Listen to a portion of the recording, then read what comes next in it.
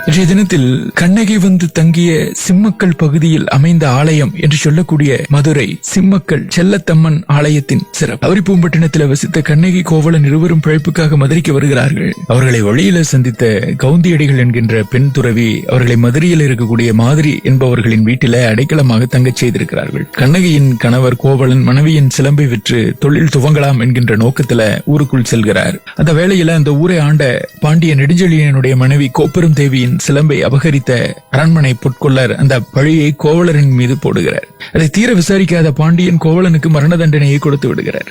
கணவரை இழந்த கண்ணகி கோபத்தோடு பாண்டியன் சபையில தனக்கு இழைக்கப்பட்ட அநீதியை ஆதாரத்தோடு சுட்டிக்காட்டுகிறார்கள். தவறை உணர்ந்த மன்னரும் ராணியும் அந்த கணமே உயிர்விடுகிறார்கள். பிற்காலத்தில் கண்ணகியினுடைய கற்பித்திறனை உணர்ந்த மக்கள் கண்ணகியை தெய்வமாகவே வழிபட்டிருக்கிறார்கள். அப்படி கண்ணகி தங்கி இருந்த இடத்துல சிலை வடித்து கோயில் எழுப்பி இருக்கிறார்கள். செண்பக பாண்டியன் காலத்தில் சிலை இருந்த இடம் அம்மன் ஆலயமாக இருக்கிறது என்று பெரியோர்களின் பதிவு இருக்கிறது. இந்த ஆலயம் அமைக்கப்பட்ட நேரத்தில் கோயில் இருந்த பகுதியில் அடிக்கடி தீ விபத்து ஏற்பட்டதாம். கண்ணகியின் சிலை உக்கிரமாக இருந்ததால் இப்படி நடப்பதாக மக்கள் நம்பி இருக்கிறார்கள். மன்னர் செண்பக பாண்டியன் அது குறித்து ஆலோசித்திருக்கிறார். சிவபெருமானே அவருடைய கனவில் அந்த இடத்தில் தனது தேவி பார்வதியினுடைய சிலையை அமைக்க சொன்னதாக சொல்வதுண்டு. அதன்படி மன்னர் இங்கு அம்பாளை பிரதிஷ்டை செய்து அம்பாளையே பிரதானமாக்கி கோயிலை மாற்றி அமைத்தார் என்கிறார்கள் ஆன்மீக பெரியோர்கள்.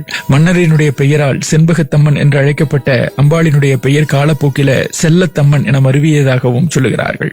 ஆலயத்துல செல்லத்தம்மனுக்கு பூஜை முடிந்த பின்பு கண்ணகிக்கு பூஜை நடக்கும் என்கிறார்கள் பக்தர்கள். வைகையின் தென்கரையில் அமைந்த ஆலயம். ஒரு அசுரனை வதம் செய்த கோலத்துல செல்லத்தம்மன் காட்சி தருவதாக சொல்லுகிறார்கள். எதிரில பேச்சியம்மன்.